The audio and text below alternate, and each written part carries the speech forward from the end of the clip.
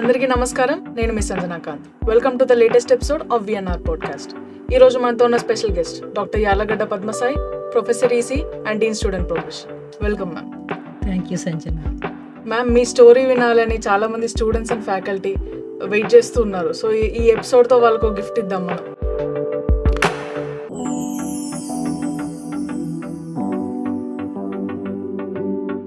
So firstly ma'am, మీ బాల్యం ఎలా మొదలైంది? నా బాల్యము గ్రామీణ ప్రాంతం నుండి మొదలైందమ్మా. మాది వ్యవసాయదారు కుటుంబం. మా ఊర్లో 7th వరకు ఉండేది. 7th తర్వాత వేరే స్కూల్కి వెళ్ళాలి, 3 kilometers నడిచి. 8th 9th అట్లా నడిచి వెళ్ళి చదువుకున్నా. నేను బాగా చదివేదాన్ని శ్రద్ధతో. అది చూసి మా అమ్మ వాళ్ళ కజిన్ నందిగామలో ఉండేవారు. నన్ను నందిగామ వాళ్ళ ఇంట్లో తీసుకెళ్ళి 10th క్లాస్ చదివించారు. తర్వాత ఇంటర్మీడియట్ నందిగామలోనే కేవీఆర్ కళాశాలలో జాయిన్ అయ్యాను. జాయిన్ అయిన కొత్తలో నాకు టైఫాయిడ్ వచ్చింది. 3 months నేను కాలేజీకి వెళ్ళలేదు. అదే ఈ రోజుల్లో పిల్లలైతే 10 రోజులు కాలేజీకి వెళ్ళకపోతే చదువు మానేసి ఇంట్లో ఉండేవాళ్ళు. నా పట్టుదలతో నేను మానకుండా, నాకు ఇష్టమైన మ్యాథ్స్ టీచరు వాళ్ళ ఇంటి పక్కనే ఇల్లు తీసుకొని సార్ దగ్గర వెళ్ళి రోజు 9 వరకు మిస్ అయిన మ్యాథ్స్ అంతా చెప్పించుకునేదాన్ని. అట్లా చదవటం వలన నాకు ఇంటర్మీడియట్లో కూడా చాలా మంచి మార్కులు వచ్చాయి. ఇంటర్మీడియట్ తర్వాత ఇంటర్లో అప్పుడు సీట్ రావడం కూడా చాలా కష్టంగా ఉండేది. 120 క్లాస్లో 7 girls ఉన్నాము. అందులో 3 girls చాలా క్లోజ్గా ఉండేవాళ్ళము. అందులో ఒక ఫ్రెండ్ వాళ్ళ నాన్నకి ట్రాన్స్ఫర్ అయింది గుడివాడ. తను వెళ్తుందని అట్లీస్ట్ ఎంసెట్ కోచింగ్లో ఉన్న అందరం కలిసి ఉండొచ్చు అని ఎంసెట్ కోచింగ్ విజయవాడలో చేరిన తర్వాత ఇంకా ఎంసెట్ ర్యాంక్ వస్తే ఇంకా అప్పుడు Bapatla engineering college counselling Bapatla choose చేసుకున్నా. యాక్చువల్గా నాకు అన్ని కాలేజీలు వచ్చాయి, కానీ కౌన్సిలింగ్లో బాపట్ల లేడీస్ హాస్టల్ కలదని పెట్టారు బోర్డు. అది చూసి మా ఫాదరు అక్కడైతే సేఫ్గా ఉంటుంది పాప అని నన్ను అక్కడ చేర్పించారు. బాపట్లో చేరటం వల్ల నేను చాలా ఇప్పటికి కూడా గర్వంగా ఫీల్ అవుతాను. ఫండమెంటల్స్ అన్నీ నా టీచర్స్ దగ్గర బాగా నేర్చుకున్నా. కానీ ఫస్ట్ ఇయర్లో నాకు 78% వచ్చింది. సెకండ్ ఇయర్ కూడా నేను బాగా చదివేదాన్ని. నాకు చాలా క్రికెట్ ఇంట్రెస్ట్ ఉండేది. అప్పుడు ఇయర్ వైజ్ ఎగ్జామ్స్ 3 మిడ్స్కి బెస్ట్ 2 తీసుకునేవాళ్ళు. నాకు ఫస్ట్ మిడ్ అన్నీ సెంట్ వచ్చాయి. సెకండ్ మిడ్లో కొన్ని సబ్జెక్టులు క్రికెట్ మ్యాచ్ ఫైనల్స్ 2 సబ్జెక్ట్ రాయలేదు. రాయిపోతే ఏముందిలే, నాకు ఎటు నెక్స్ట్ మిడ్లో సెంట్ వస్తాయని అది రాయకుండా క్రికెట్ మ్యాచ్ ఫైనల్ చూసా. అన్ఫార్చునేట్గా అప్పుడు నేను పెద్ద అమ్మాయి కావటం వల్ల నాకు మ్యారేజ్ చేయాల్సి వచ్చింది. దానివల్ల నేను లాస్ట్ మిడ్ రాయలేదు. లాస్ట్ మిడ్ రాయిపోతే 0కి యావరేజ్ చేయాల్సి వచ్చింది. ఆ రోజు మొదలుకొని 4th year అయ్యే వరకు నేను టీవీ చూడటం కానీ క్రికెట్ చూడటం కానీ చూసేదాన్ని కాదు. తర్వాత 1 year బ్రేక్ తీసుకున్నా మ్యారేజ్ అయిన తర్వాత. తీసుకున్న తర్వాత మళ్ళీ రీజాయిన్ అయింది 1 year తర్వాత. రీజాయిన్ అవ్వటానికి వెళ్ళినప్పుడు యాక్చువల్గా ఆఫీస్లో వాళ్ళు 2 years ఫీజు పే చేయమన్నారు. కానీ వ్యవసాయ కుటుంబం 5,000 అంటే అప్పుడు ఫీజు 5,000, 2 సంవత్సరాలు 10,000 కట్టాలంటే చాలా కష్టంగా ఉండేది. ఏం చేయాలో అర్థం కాక నేనే డైరెక్ట్గా ప్రిన్సిపల్ గారు పర్మి గారి దగ్గరికి వెళ్ళానమ్మా. వెళ్తే సారు ఈ పాప బాగా చదువుకుంటుంది, అప్పుడు నా ఫస్ట్ ఇయర్లో 78% వచ్చింది, ఈ పాప చదువుకుంటుంది, మన ఫీజు 1 year ఉంచండి, 2 years ఫీజు వద్దన్నారు. పర్మి గారు దయ వలన నేను ఇంకా స్టడీస్ కంటిన్యూ చేశా. నేను థర్డ్ ఇయర్ చదువుకుంటేనే సెకండ్ ఇయర్ ఎగ్జామ్స్ రాయాల్సి వచ్చింది. అందువల్ల బాగా కష్టపడి 3rd and 4th year ఫైనల్కి 64%తో బాపట్ల ఇంజనీరింగ్ కాలేజ్ నుంచి పాస్ అయ్యాను. మీరు ఇన్ని స్ట్రగుల్స్ దాటి కూడా చదువును ఎక్కడ నెగ్లెక్ట్ చేయకుండా ఇంత హైట్కి ఎదిగారు అంటే తెలుస్తుంది మీకు స్టడీ టువర్డ్స్ ప్యాషన్ ఎంత ఉందో అని. మ్యామ్, మీరు ఇంజనీరింగ్ ఎందుకు చూస్ చేసుకోవాలనిపించింది? ఇంజనీరింగ్ యాక్చువల్గా నాకు చిన్నప్పటి నుంచి నాకు మ్యాథ్స్ టీచర్స్ అందరూ నా ఇన్స్పిరేషను. ఎప్పుడు మ్యాథ్స్ టీచర్ అవ్వాలనుకునేదాన్ని. అనుకోకుండా ఇంజనీరింగ్ ఎంట్రన్స్ రాస్తే నాకు ర్యాంక్ వచ్చింది. మా ఊర్లో అసలు యాక్చువల్గా మా తాలూకాలోనే నేను ఫస్ట్ అమ్మాయి ఇంజనీరింగ్ సీట్ రావటం, ఇంజనీరింగ్ చదవటం. అందుకోసం ఇంకా ఇంజనీరింగ్ చూజ్ చేసుకొని ఇంకా నా కెరియర్ ఇంజనీరింగ్ స్టార్ట్ చేశాను. మ్యామ్, మీ కెరియర్ ఎలా మొదలైంది? ఇంజనీరింగ్ అయిపోయిన తర్వాత ఇప్పుడులాగా అప్పుడు ఉద్యోగాలు ప్లేస్మెంట్ అట్లాంటివి అంత అవేర్నెస్ లేదు. బీటెక్ అయిపోయిన తర్వాత హైదరాబాద్ వచ్చాము. హైదరాబాద్ వచ్చిన తర్వాత కొన్ని రోజులకి కంప్యూటర్ కోర్స్ కంప్యూటర్ ఇన్స్టిట్యూట్లో జాయిన్ అయ్యాను. జాయిన్ అయిన తర్వాత 1 మంత్ కంటిన్యూ ఉన్న సమయంలోనే సడన్‌గా నాకు మెట్లెక్కలేకపోతే డాక్టర్ గారి దగ్గరికెళ్ళి చూపించుకుంటే నిమ్స్ ఆర్థోపెడిక్ డాక్టర్ గారు స్పైనల్ ప్రాబ్లమ్ ఉందని చెప్పారు. ఈ కంప్యూటర్ జాబ్ అయితే కంటిన్యూస్ కూర్చొని చేయాలి. దానికన్నా ఎలక్ట్రానిక్స్ ఇండస్ట్రీ మంచిదని అప్పుడే యాక్చువల్‌గా ముందే ఇంటర్వ్యూకి వెళ్ళా సుచిత్ర ఎలక్ట్రానిక్స్. ఎలికో ఇండస్ట్రీ కూడా ఇంటర్వ్యూ వెళ్ళా. కానీ సుచిత్ర ఎలక్ట్రానిక్స్ ముందు ఆపర్చునిటీ ఇచ్చారు. అందులో జాయిన్ అయ్యా. మ్యామ్ ఇంజినీరింగ్ అండ్ దెన్ వెంటనే అకాడమీకి షిఫ్ట్ అవ్వడానికి ఉన్న రీజన్ ఏంటి? యాక్చువల్‌గా ఇండస్ట్రీలో చేసేటప్పుడు చాలా బాగుండేది. మా టీం అందరూ బాగా సపోర్ట్ చేసేవాళ్ళు. ఏందో నాకు హెల్త్ ప్రాబ్లమ్ ఉన్నా కూడా I used to work. I never take leaves. Production ఒకరోజు ఏమైందంటే నేను క్వాలిటీ కంట్రోల్ ఇంజనీర్‌ని. Production delivery peak time. ఆ రోజు ఇంటికొచ్చే లోపల 9 అయింది. జనరల్‌గా నేను 6 వస్తా. మాకు 2 పిల్లలు. నేను వచ్చిన తర్వాత మా హస్బెండు రామయ్య ఐఐటీ కోచింగ్‌లో ఫిజిక్స్ టీచరు. తను వెళ్తారు. ఆ రోజు ఏమైందంటే నేను ప్రొడక్షన్ వల్ల సమయానికి ఇంటికి రాలేకపోయాను. మా హస్బెండ్ 7:30కి వచ్చే లోపల 2 పిల్లలు మా హస్బెండ్ కౌగిలించుకొని ఏడ్చారంట. అది చెప్తే నాకు చాలా ఎందుకో బాధ అనిపించింది. నేను ఎందుకు ఇంత కష్టపడుతున్నాను, ఫ్యామిలీకి సాటిస్ఫాక్షన్ లేకుండా అనిపించింది. నెక్స్ట్ డే నుంచి నేను కంపెనీకి వెళ్ళలేదమ్మా. మా కంపెనీ వాళ్ళందరూ మేడం ఎంత పెయిన్ ఉన్నా కూడా I served 5.5 years at Suchitra electronics. But I never take leave. సడన్గా మేడం ఎందుకు మానేశారని చాలామంది ఇంటికి కూడా వచ్చారు. ఇప్పుడులాగా ఫోను కమ్యూనికేషన్ అంత లేదు. చాలామంది ఇంటికి కూడా వచ్చి చూశారు. తర్వాత అకాడమీకి షిఫ్ట్ అయ్యాను. దక్కన్ ఇంజనీరింగ్ కాలేజ్లో చేరా. చాలా ఇన్స్పైరింగ్ స్టోరీ మ్యామ్. మ్యామ్ మీరు ఇన్ని అడ్డంకులు దాటి ఈ పొజిషన్‌కి రావడానికి చాలా కష్టపడ్డారని తెలుస్తుంది. దీనికి మీ ఫ్యామిలీ ఇచ్చిన సపోర్ట్ గురించి చెప్పండి. యాక్చువల్‌గా నాకు స్పైనల్ ప్రాబ్లమ్ ఉన్నప్పుడు అసలు నేను బెడ్ మీద నుంచి లేవడం కూడా చాలా కష్టంగా ఉండేది. లిటరల్‌గా మా హస్బెండ్ నన్ను పట్టుకొని లేపాల్సి వచ్చేది. మా అత్తగారు, మా హస్బెండ్ చాలా సపోర్ట్‌గా ఉండేవాళ్ళు. సో, మా అత్తగారు మాతో ఉండటం వలన నేను ఆఫీస్ నుంచి కానీ, కాలేజీ నుంచి కానీ లేట్ అయినా కూడా ఇంక ఇంటి బాధ్యత నాకు ఎక్కువ ఉండేది కాదు. మా అత్తగారే మొత్తం చూసుకునేవాళ్ళు పిల్లల్ని. మా వారి సహాయం వల్ల మా పిల్లలిద్దరూ కూడా బాగా చదువుకున్నారు. ఇప్పుడు బాగా స్థిరపడినారు. ఎందుకంటే ఫ్యామిలీ అనేది ఒక చాలా పెద్ద స్ట్రాంగ్ సపోర్ట్. ఫ్యామిలీ సపోర్ట్ ఉంటే ఏదైనా మనం ఈజీగా సాధించొచ్చు అని తెలుస్తుంది. అండ్ మీ జర్నీ త్రూఅవుట్ మీకు ఫ్యామిలీ ఇచ్చిన సపోర్ట్ వాళ్ళందరికీ hats off ma'am. And me professional కెరియర్‌లో మీ కెరియర్‌ని మార్చిన ఒక టర్నింగ్ పాయింట్ గురించి చెప్పండి. నేను దక్కన్ ఇంజనీరింగ్ కాలేజ్‌లో జాబ్ చేస్తున్నప్పుడు ఒకరోజు సిబిఐటికి ఎక్స్టర్నల్‌గా ఎగ్జామినర్‌గా వెళ్ళానమ్మా. అప్పుడే అనుకోకుండా మన విఎన్ఆర్ విజ్ఞాన జ్యోతి నుండి రాఘవయ్య సార్ అని సార్ కూడా ఎక్స్టర్నల్ ఎగ్జామినర్‌గా వచ్చారు.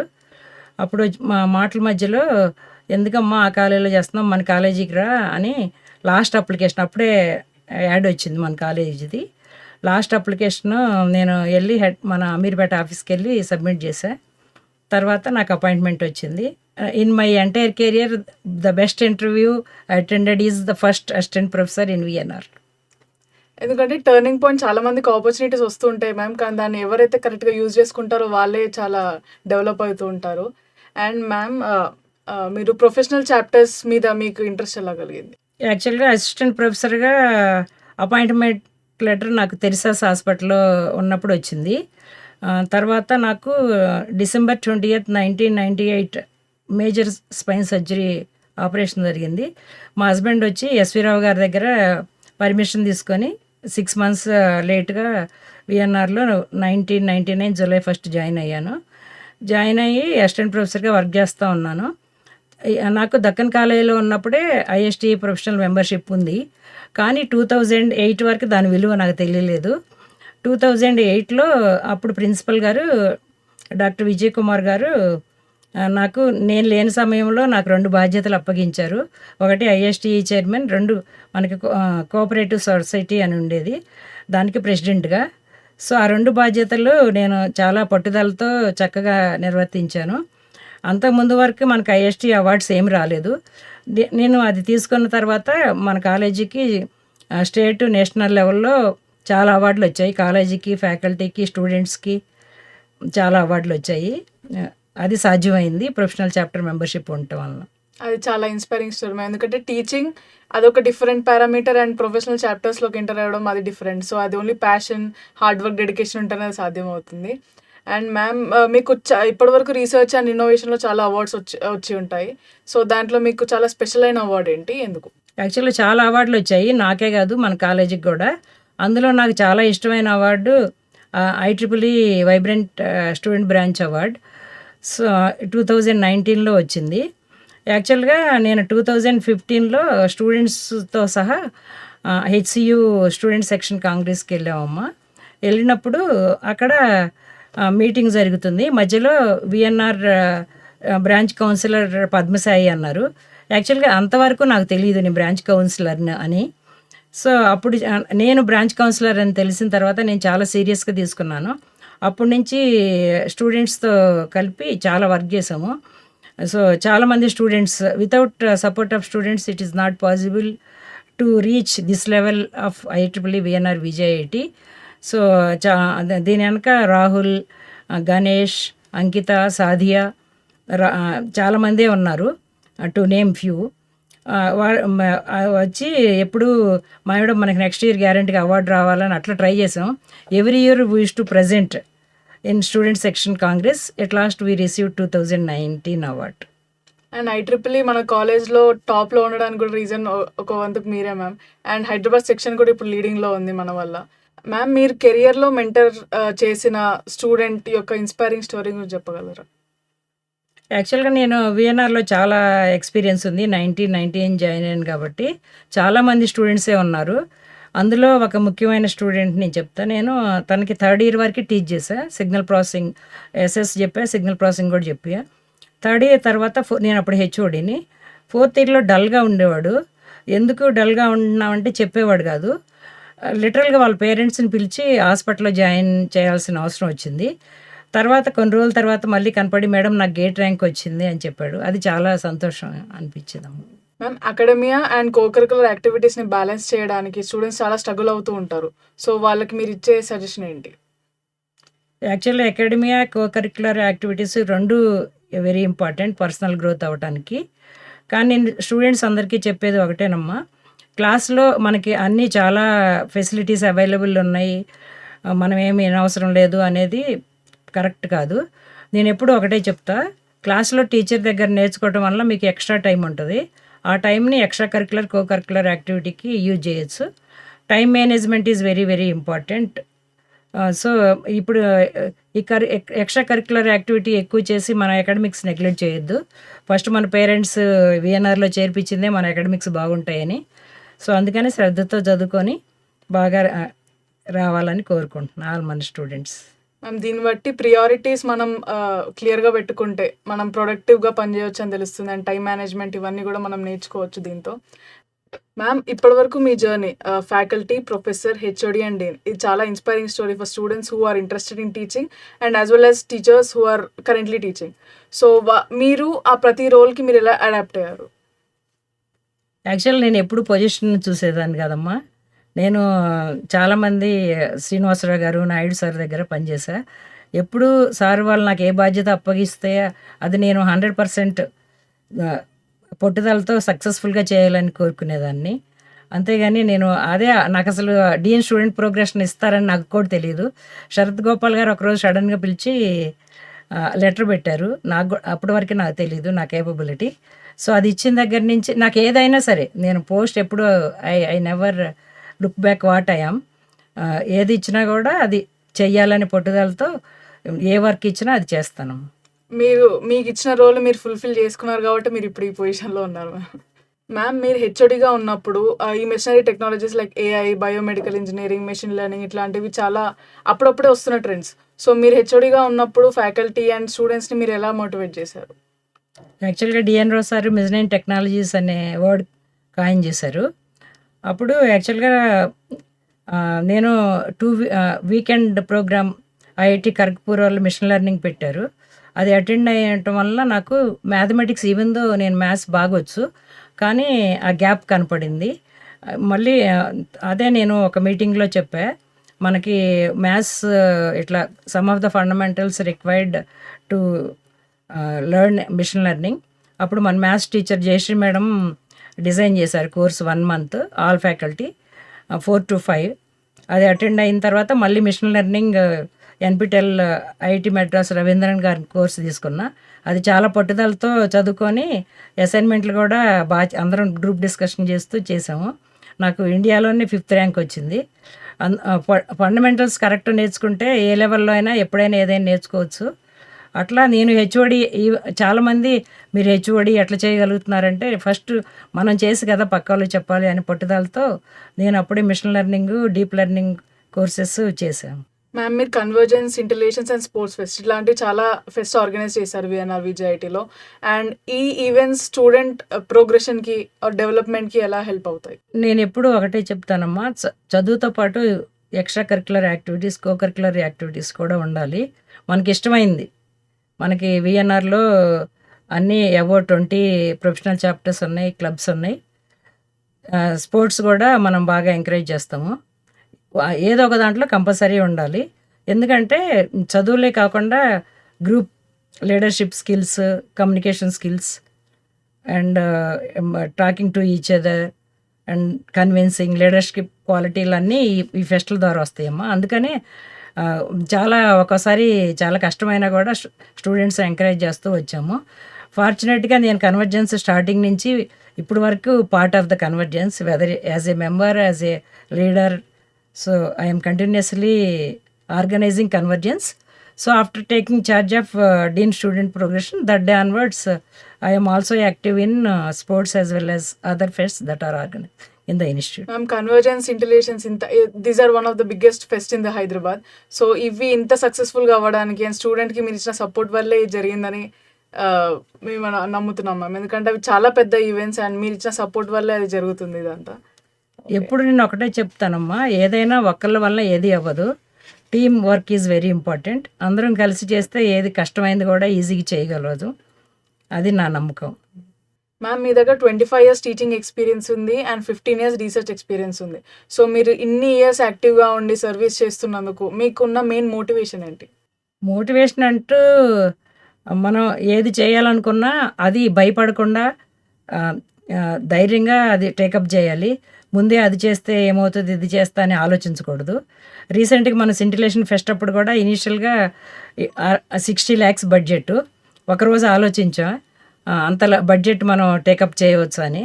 Next day morning as we can do అని we have taken that.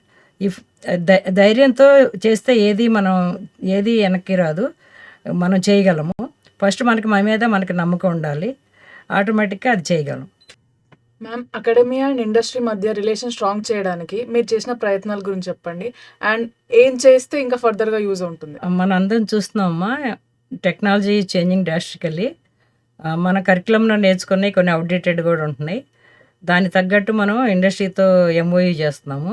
Industry expert తీసుకొచ్చి గెస్ట్ లెక్చర్స్ అవన్నీ ఆర్గనైజ్ చేస్తున్నాము. స్కిల్ డెవలప్మెంట్ ప్రోగ్రామ్స్ కూడా మన కాలేజీలో చేస్తున్నాము. అండ్ కరికులం కూడా మనం ఫ్రీక్వెంట్గా అప్డేట్ చేస్తాము. ఆ కరికులంలో ప్రొఫెషనల్ కోర్సులు, ఓపెన్ ఎలెక్టివ్ ఉంది.